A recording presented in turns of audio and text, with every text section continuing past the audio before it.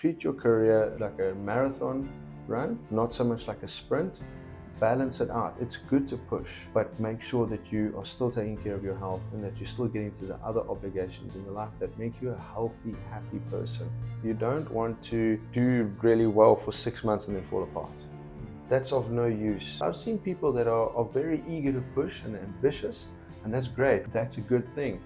But if you put too much impatience into that without having balance, it creates all kinds of problems in the interpersonal relationships, which then feeds back into the work. The person is delivering consistently at a high quality output, and you can see that they can sustain this because their personal life, when you interact with them, you're getting pieces of information that says, right, this person is got everything under control, they've got balance. On the opposite end of that scale is where you've got to brief something to the extent that you almost feel like you might as well do it yourself. So what you're saying is that you really need to apply critical thinking onto the details that you're looking at. Whenever I see someone with critical thinking, my first thought is, can I just clone you?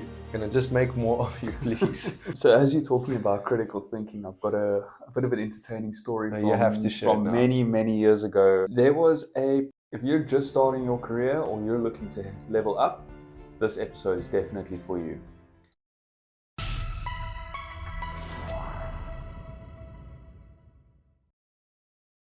Welcome back to our third episode. We're going to be talking about the work ethic that gets you ahead. Work ethic matters not just for the person who's the employee, but it also matters for the business.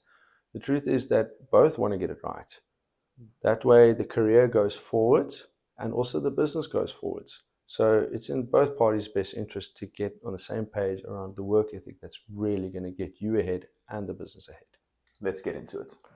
As we dive into today's topic, let's cover what people perceive as a good work ethic. I think that's a good point to start with. People have adopted a lot of hustle mindset, which often leads to burnout. And I mean, I'm not saying that all hustle mindsets is bad. You get a good side and you get a bad side. The bad side is that it's like, I'm going to get up as early as possible and put as much on my plate as I can possibly consume, to the point where you end up with hitting burnout. And that also is the same thing as a person that's just working long hours, but it's not necessarily a high quality of outputs. And you've got to work smarter, not harder. And I think that's where the work ethic is very, almost a bit gray. Yeah, I think that you got to treat your career like a journey, not so much like a race. It doesn't help that you go for 6 months and maybe you performed really well during that 6-month period, but at a point your health starts to go down the toilet, your judgment and decision making starts to get a little bit worse, and you're actually not performing in other parts of your life. And then what ends up happening is it actually derails your whole way of life and your work as well. I think what's better is that treat your career like a marathon run, not so much like a sprint. Balance it out. It's good to push. It is good to push, and you should push, but make sure that you are still taking care of your health and that you're still getting to the other obligations in your life that make you a healthy, happy person. So Jace, tell me, what do you see as a problem with the hustle culture of go, get just as much sleep as what you need and then go again and repeat? What have you seen? I like to look at it, if you think about, if you've ever played like The Sims or any one of these computer games where you've got a character and you've got a number of different qualities that you try and level up over time. And what ends up happening with this hustle culture is you've gone with, okay, I can now level up and I can start to apply these attributes to different areas of my life. But instead of now evenly balancing them out, you've created this problem and you've only maximized in one area. You've created yourself a very unstable platform, and that's not sustainable long term. And I think that's gonna cause a problem in the long run. If the thing is as well, you don't want to do really well for 6 months and then fall apart. That's of no use. Not really. You want to get yourself into a proper rhythm or a cadence. So I've seen people that are very eager to push and ambitious, and that's great. That's a good thing.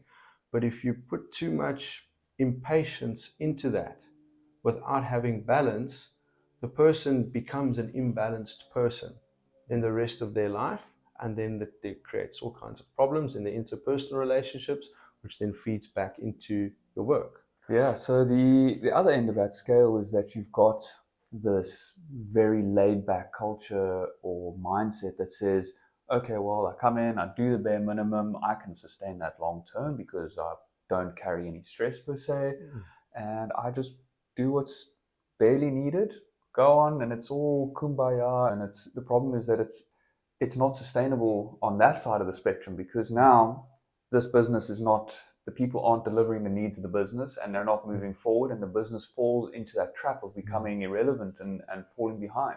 And if the business falls behind, well, it's not going to be able to sustain the salaries and the employment of those people. So it's not good for you either.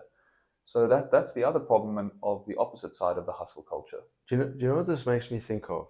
It makes me think of a business's performance as a company is a result of the average of everyone's work ethic. 100%. So if everyone's doing the bare minimum Bob approach, your business is not going to perform very well. And also the people that are functioning that way, they're not going to experience progress. And so they're not going to be happy.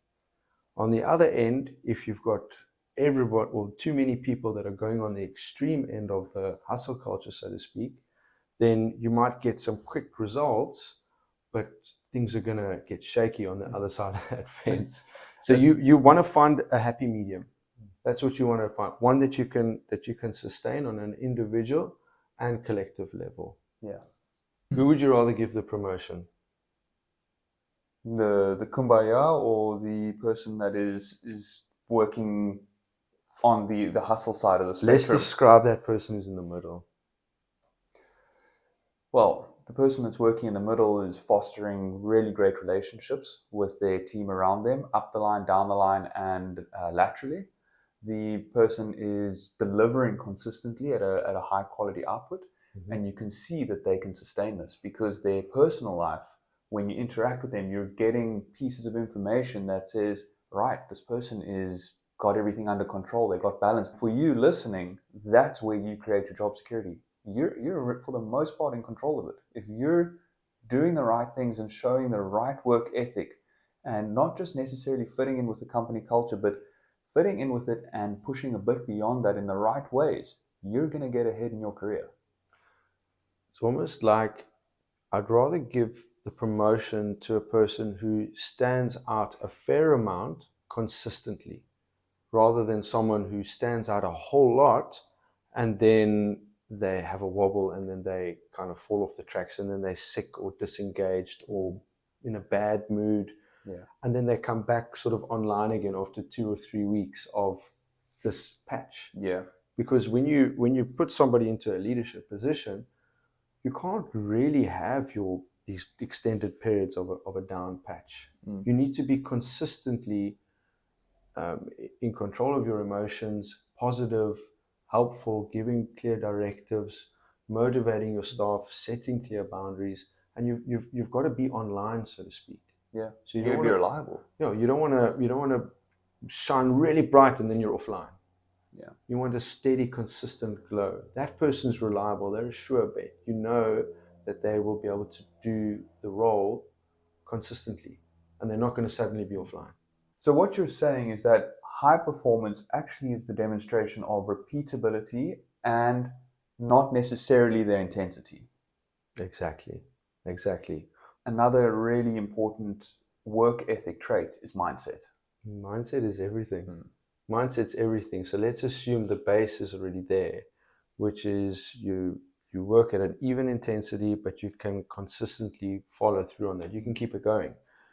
Your mindset is everything. Don't function on the level that you're at. Function on the level that you want to become. And that doesn't mean going past the levels in an inappropriate way and stepping on the wrong toes. You still want to foster good relationships. You don't want to act inappropriately, but you want to take some ownership. You don't want to finish the day having thought, well, I've done everything that was expected of me. You want to do everything that is expected of you and figure out what else can you do on top of that, or how much can you add, what can you add to that which will add more value.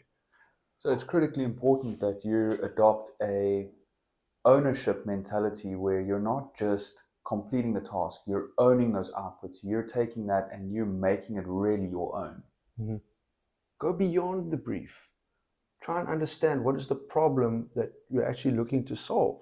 Go and solve the problem. Understand the objective, understand the problem, and go beyond just the specific instructions. If you're just going to follow very specific instructions, then you're going to get a very specific job. Yeah. But if you want to grow in your scope and reach and responsibilities, then you have to open your mind and think further than this is my job. You got to go further. I've got a really great example of when somebody in my team has taken ownership of a task as opposed to just completing it. And this is a really consistent theme with this person. Whenever I've asked them for a piece of software development, they, more often than not, they'll come back to me and say, okay, hey, listen, I've completed X, Y, and Z, but at the same time, I also added this additional little feature. I don't know if you like it or not. If you don't like it, I'm happy to pull it out, but if you do like it, can I put it in? 95% of the time, I'm taking that piece of work, thanking him for it, and I say, listen, that's amazing, because it's thoughtful, it applies critical thinking, it's ownership, it's thinking about the end user. The person's not just saying, well, and it's relevant as well, right? It's relevant. It's relevant. And it was not, oh, okay, the person went on a 2-week tangent developing something that they just got an excitement about. It was actually very helpful. What does that do for your trust relationship with that person? Well, that trust levels has completely grown over the last few years, where I've gotten to the point where I say, listen, this is what we want to do high level. Do you need any more information, or are you good to go? He says, no, good to go. And it makes working with him an absolute pleasure. And yeah. Almost makes me think of, on the opposite end of that scale, is where you've got to brief something to the extent that you almost feel like you might as well do it yourself. You don't want that. You want to be able to communicate a handful of details, just as much as what's needed, and the person should be able to carry the baton from there and do it with confidence. And you know that that person's going to take it all the way across the line and solve the problems along the way, or come back and consult as needed. 100%, and that builds trust. It does. A great byproduct to ownership mentality is that you end up paying attention to the details. And I'd love to hear your thoughts around paying attention to details and what that really entails. Well, I'm not a details person, not always.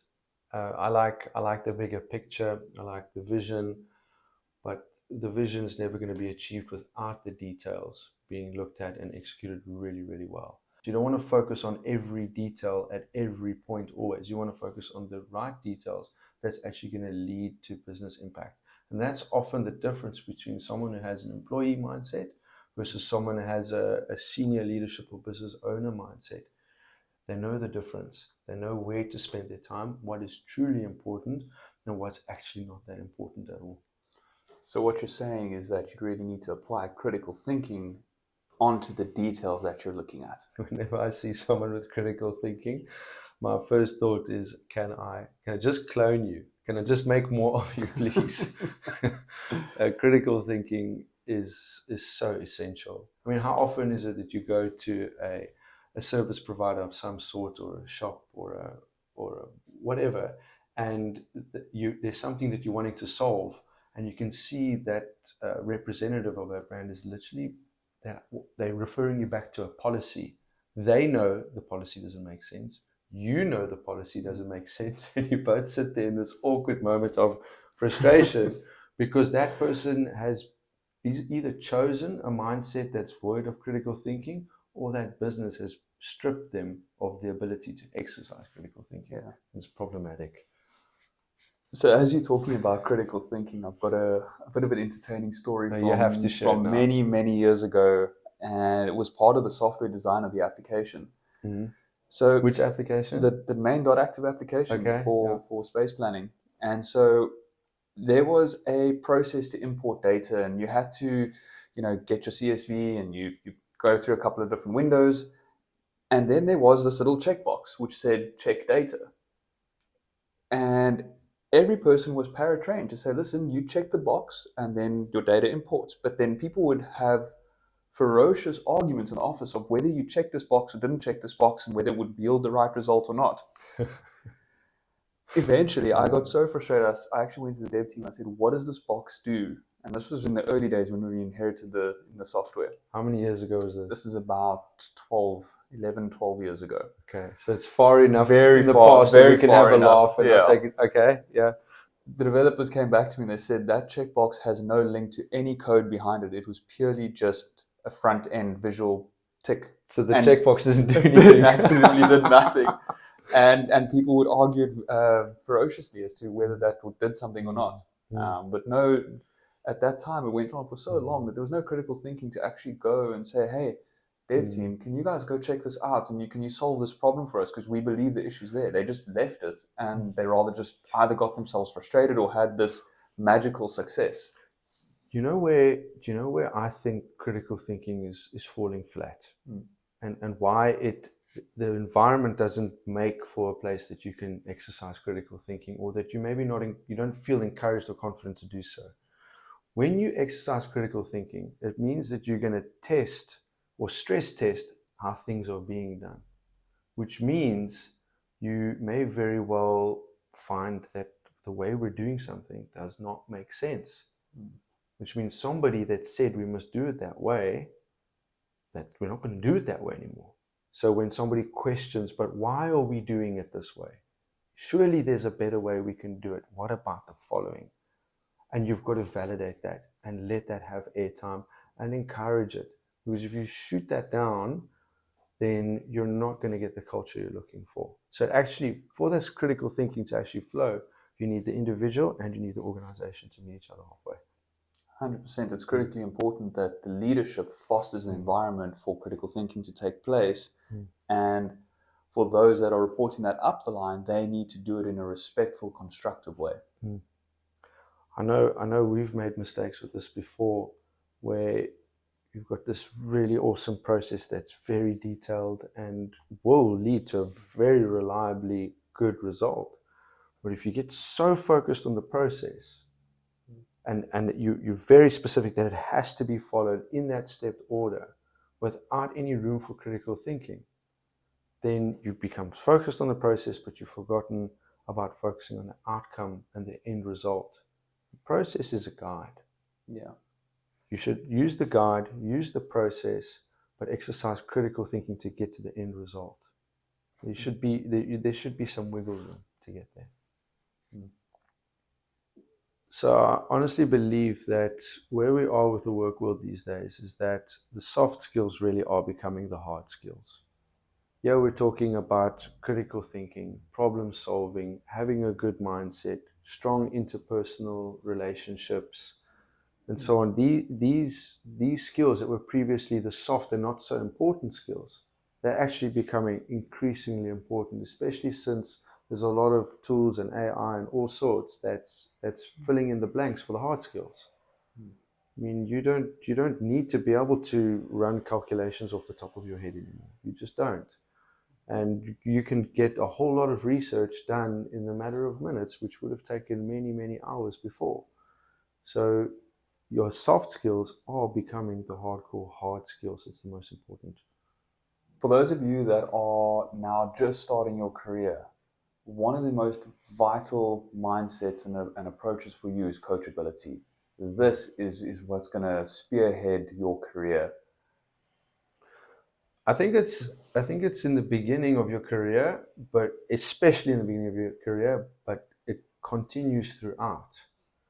When you have a curious mindset that's coachable, then you are absorbing new knowledge and new ways of doing things. When you're not coachable, you're saying, I now know what to do. I'm not prepared to learn, which means I'm not going to progress. I have found that on the one end, you've got someone who's coachable. So if you go to them, you can share with them some constructive criticism and they'll receive it well and they'll grow. That's great. But the ones that really excel in short periods of time are people that are coachable and that are proactively curious as well. They go out and they seek the information and the knowledge that they know they need to have, but that they don't currently have. Nothing pisses me off more than seeing a person or a group of people that are sitting there and say, well, we didn't solve the problem because we didn't receive the training. I mean, you've got to give people enablement and help them and train them and equip them. but you can't do it to the point that you've got to do it for them. The person's got to be hungry for the knowledge. You've got to. And I think it definitely touches on the whole ownership mindset, because if you look at what we're saying now with AI and how you're able to achieve a lot more a lot quicker, what's happening is we're going from a world of specialists into a more world of generalists. And if you look at the business owner mentality, they're a generalist at heart. They're saying, okay, well, I've got to pull this entire puzzle together. I've got to be able to do a little bit of marketing, a little bit of HR, a little bit of training. And AI is speeding that up. And so having a curious mindset and working around that, you're adopting that ownership mentality. So it really, that starts to permeate in a whole bunch of different ways. I love how we started talking about coachability, and it's actually turned into actually what we're looking for is a proactive curiosity. 100%. Coachability is fine. It's a base. It'll get you past the pass mark. But if you want to really excel, then you've got to add some proactive curiosity to the mix, and then you'll get ahead. At the end of the day, when you're in the work world, it's exercising and deploying your skills. That's what work is. It's exercising and deploying your skills. Yeah. And so why would you not want to hone your skills as far as possible? And how on earth can you do that without being coachable and going out and getting the knowledge that you need? And you'll be surprised if you go and sit in almost any environment, whether it's with a client or a colleague or a person who's very senior or even a person who's their third day. Go and just say, hey, I'd like to get your opinion on something. I'd like to get your view.